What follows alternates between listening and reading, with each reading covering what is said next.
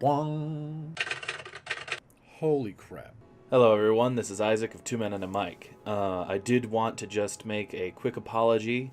I was coming down with a cold when we originally recorded this. That is why it's a little bit more sullen and gravelly. So I do want to apologize for that. But I hope that you guys still appreciated it, and I kind of feel that it fits with the overall tone of this final book. So I did decide to keep it. Thank you guys so much for watching, and enjoy.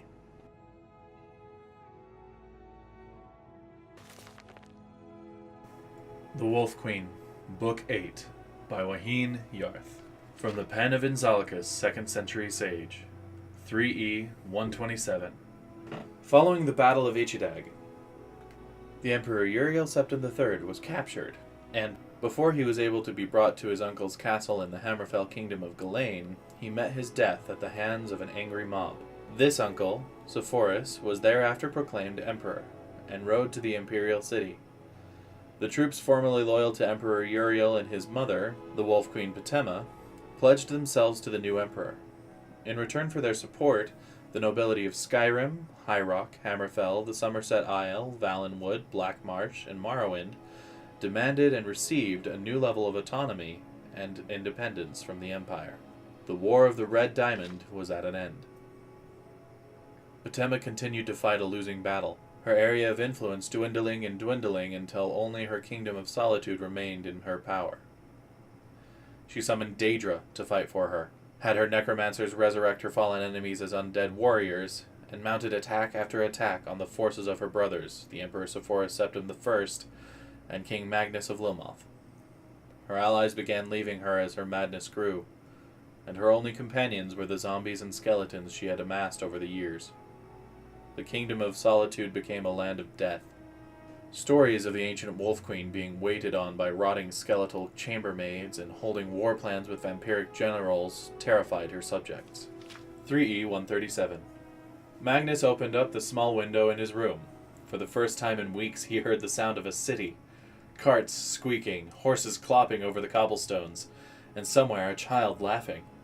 He smiled as he returned to the bedside to wash his face and finish dressing. There was a distinctive knock on the door. Come in, pal, he said.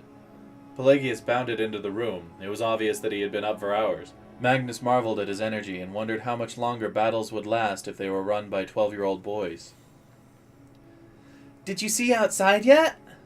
Pelagius asked. "All the townspeople have come back. There are shops and a mages guild, and down by the harbor I saw 100 ships come in from all over the place." They don't have to be afraid anymore. We've taken care of all the zombies and ghosts that used to be their neighbors, and they know it's safe to come back. "Is Uncle Sepphoris going to turn into a zombie when he dies?"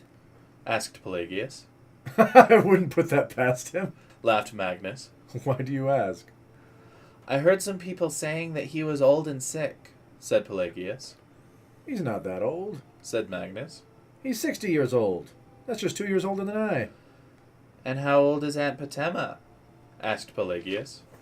70, said Magnus. And yes, that is old. Any more questions will have to wait. I have to go meet with the commander now, but we can talk at supper. You can make yourself busy and not get into any trouble? "Yes, sir," said Pelagius. He understood that his father had to continue to hold siege on Aunt Patema's castle. After they took it over and locked her up, they would move out of the inn and into the castle. Pelagius was not looking forward to that. The whole town had a funny, sweet, dead smell, but he could not get even as close as the castle moat without gagging from the stench. They could dump 1,000,000 flowers on the place and it wouldn't make any difference at all. He walked through the city for hours, buying some food and then some ribbons for his sister and mother back in Lilmoth.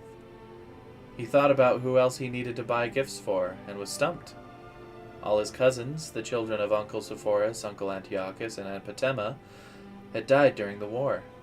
Some of them in battle, and some of them during famines because so many crops had been burned. Aunt Bianchi had died last year.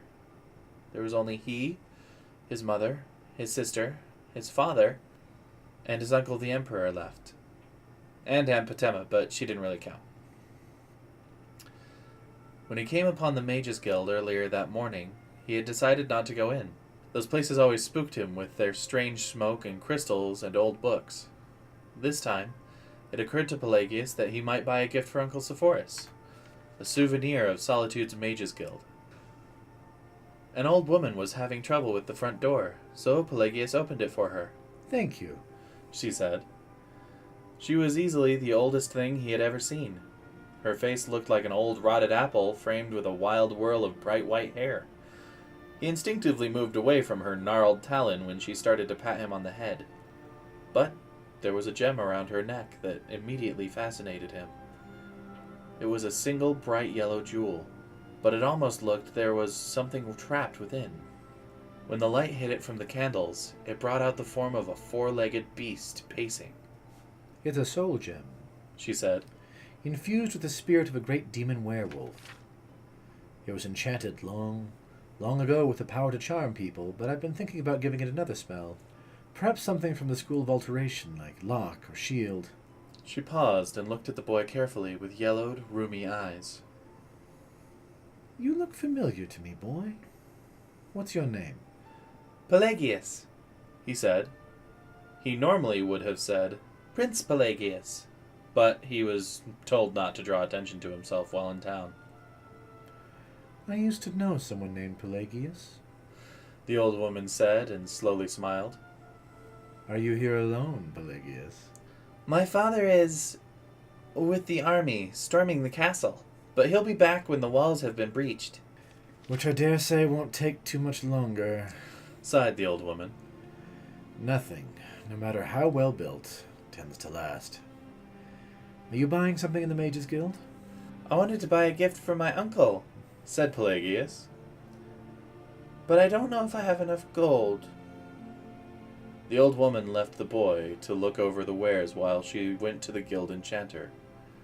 He was a young Nord, ambitious, and new to the Kingdom of Solitude.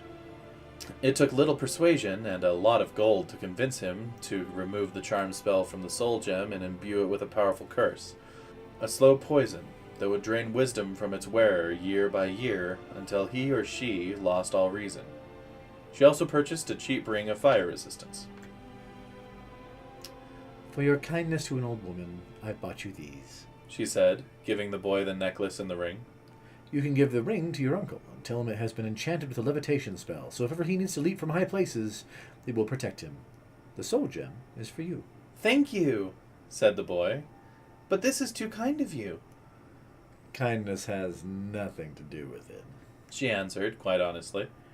You see, I was in the Hall of Records at the Imperial Palace once or twice, and I read about you in the foretellings of the Elder Scrolls. You will be emperor one day, my boy.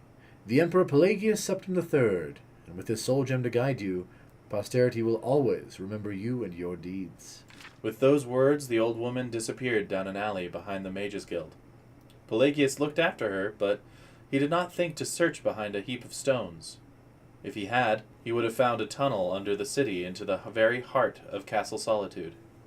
And if he had found his way there, he would have found, past the shambling undead and the moldering remains of the once grand palace, the bedroom of the Queen. In that bedroom, he would find the Wolf Queen of Solitude in repose, listening to the sounds of her castle collapsing, and he would see a toothless grin growing on her face as she breathed her last. From the pen of Inzolicus, 2nd century sage, 3E 137. Tm&m Septim died after a month-long siege on her castle. While she lived, she had been the Wolf Queen of Solitude, daughter of the Emperor Pelagius II, wife of King Mantiarco, aunt of the Empress Kintira II, mother of Emperor Uriel III, and sister of the Emperors Antiochus and Sepphoris. At her death, Magnus appointed his son, Pelagius, as the titular head of Solitude, under guidance of the royal council. 3E 140. The Emperor Sepphoris Septim died after falling from his horse. His brother was proclaimed the Emperor Magnus Septim. 3E 141. Pelagius, King of Solitude, is recorded as occasionally eccentric in the imperial annals. He marries Catarish, Duchess of Vardenfell. 3E 145. The Emperor Magnus Septim dies. his son, who will be known as Pelagius the Mad, is coronated. That is the final volume of The Wolf Queen. If you guys would leave in the comments some suggestions on what to do, I have a few ideas, but my brother and I are kind of running out. And so if you guys could just let us know what it is you want to hear, what games, even if you don't have a specific book or story, if there's a specific game you want to hear the lore from, just let us know in the comments down below. We'll do our research. Absolutely. In the meantime, guys, thank you so much for listening and joining us on this awesome adventure following Patema the Wolf Queen. Who was a nasty wench. Yeah, she was. But in the meantime, we will see you guys in the next video. But for now, this is Two Men and a Mic, signing off. Hey guys, you can click the link in the left for our last lore video. You can click the link on the right for our last Let's Play. And right here in the middle, that orb, you can hit that to subscribe. Also, ring the bell if you want to be notified when we post a new video. This is Two Men and a Mic. Thanks for watching.